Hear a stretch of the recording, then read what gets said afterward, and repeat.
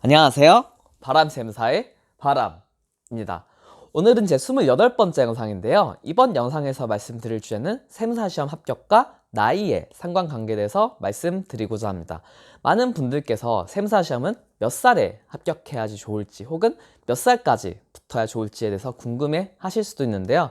저 같은 경우는 27살에 세무사시험 합격을 하였고 세무사 집체교육에 가서 저보다 나이가 많으신 형님, 누님들, 그리고 저보다 나이가 어린 동생분들을 만나고 지금까지 연락을 하면서 각 연령대별로 세무사 시험 합격의 장점과 단점에 대해서 생각해 보았고 이번 영상을 찍게 되었습니다.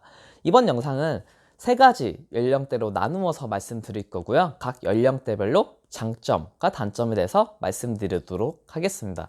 첫 번째, 20대 초중반. 20대 초중반의 나이로 세무사 시험에 합격을 하시면은 장점은 미래에 대한 걱정이 없다. 그리고 자유로움을 얻을 수 있다라고 생각을 합니다. 여기서 자유로움이라 하면은 다른 대학교에 편입을 시도해 볼 수도 있고 혹은 해외여행을 가볼 수도 있다라는 두 가지를 생각을 할 수 있는데요. 지금은 코로나 사태로 인해서 해외여행은 조금 제한될 것 같습니다. 단점으로는 두 가지가 있는데요. 첫 번째, 자만심. 이른 나이에 노력을 해서 세무사 시험 합격한 거는 정말 대단한 일이지만 너무나도 이른 나이에 합격을 하게 될 경우에 난 뭐든지 할 수 있다. 이런 마음이 조금 지나치게 되면은 자만심이 생길 수밖에 없고 이런 자만심은 남은 인생에 있어서는 오히려 독이 될 수도 있다고 생각합니다. 두 번째, 진로 고민. 여기서 세무사 시험에 합격했는데 무슨 진로 고민이냐라고 말씀하실 수도 있는데요. 세무사를 합격한다고 해도 세 가지 진로 고민을 할 수 있습니다. 첫 번째, 세무사로 살기.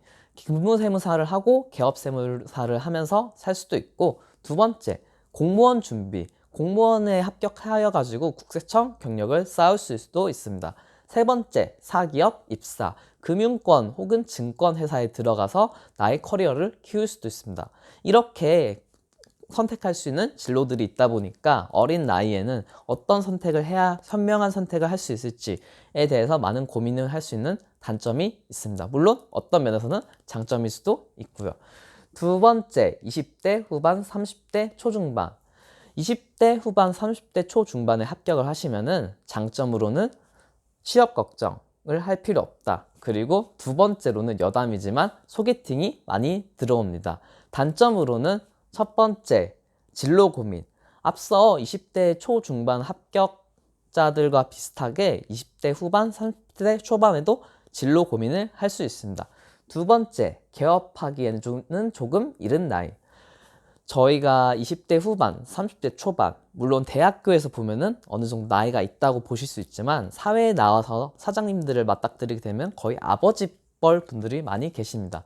그렇기 때문에 20대 후반, 30대 초중반에 합격을 한다고 하더라도 뭔가 내가 개업을 하기에는 조금 이른 나이지 않나. 물론 제 개인적 생각으로는 일을 조금 해보고 30살이 넘어갈 경우에는 본인의 실력이 있고 어느 정도 영업력이 있다고 하면은 개업하기 나쁜 나이지는 않지만 20대 후반, 30대 초반 조금 이제 이렇게 애매한 나이로는 사장님이 60대, 50대인데 조금은 거리감을 느낄 수 있지 않을까 생각을 해 봅니다. 세 번째, 30대 후반, 40대. 30대 후반, 40대의 세무사 시험을 합격하시면은 장점으로는 개업하기에 좋은 나이다. 그리고 전 직장의 커리어를 살릴 수 있다 라는 장점이 있다고 생각하는데요. 첫 번째, 개업하기 좋은 나이에는 아까 제가 말씀드렸던 20대 후반, 30대 초중반의 이야기랑 일맥상통하는데요. 그리고 두 번째 포인트, 전 직장의 커리어를 살릴 수 있다. 일반적으로 30대 후반, 40대에 합격을 하신 합격생들은 이 시험을 준비하기 전에 다른 회사에서 일을 하시다가 시험 준비를 해서 합격하시는 경우가 많은데요. 이럴 경우에 초반에는 물론 일을 배우기 위해서 이것저것 뭐 시키는 일은 다 하고 뭐 열심히 일을 해야겠지만 이 수습과 근무를 마치고 개업을 하시게 될 경우에는 이전 직장에서도 분명히 세무 서비스를 필요로 하기 때문에 예를 들면 제가 뭐 방송국 쪽에서 일을 했다. 그럼 방송국에서도 프리랜서로 일하시는 분들이 계시는데 요 분들도 5월에 종합소득세 신고를 해야 되는데 내가 그쪽으로 인적 네트워크와 그리고 그분들의 생태를 알고 있다고 하면은 다른 이제 20대, 30대 다른 회사를 다니지 않는 이런 연령대 합격자들보다는 나는 이미 이 분야에서 일을 해봤기 때문에 이런 분야와 세무 커리어를 같이 결합하시면은 분명히 시너지 효과를 낼 수 있다고 생각합니다. 단점, 첫 번째, 자유로움이 없다. 30대 후반, 40대에 합격을 하시면은 아무래도 지금 뭐 가정이 계실 수도 있고 혹은 빨리 내가 결혼해야 될 수도 있기 때문에 다른 합격생들과는 다르게 마음의 여유가 조금 없고 급할 수 있다는 단점이 있습니다. 그리고 두 번째, 근무세무사 구하기가 힘들다.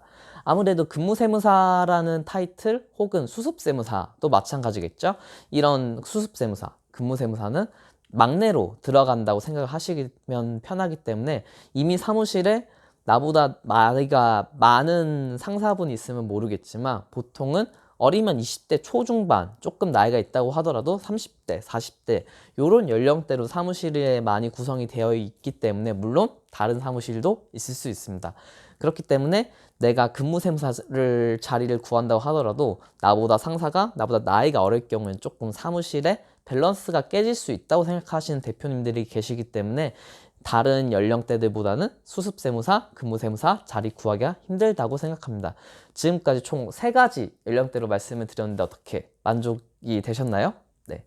마무리를 짓자면은 세무사 시험에 합격하기 전까지는 나이가 정말로 중요해 보입니다. 물론 합격하고 나서도 사실 나이에 따라서 누릴 수 있는 그런 혜택은 다를 수 있지만 제가 드리고 싶은 말씀은 일단 합격을 하시면은 그 상황에 맞춰서 내가 할 수 있는 게 보이고 그 할 수 있는 거를 남들보다 열심히 한다면은 합격하기 전에 내가 걱정했던 나이에 대한 단점보다는 합격하고 나서 나이로서 얻을 수 있는 내가 살릴 수 있는 시너지 효과라고 표현하는 게 적절한 것 같은데요.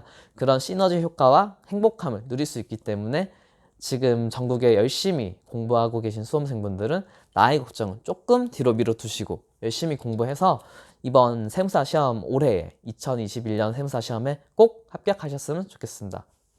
7분 넘어갔습니다. 네, 지금까지 시청해주셔서 감사하고요. 영상 재밌게 보셨으면 구독, 좋아요, 알림 설정까지 부탁드립니다. 지금까지 바람세무사의 바람이었습니다. 시청해주셔서 감사합니다. 바람!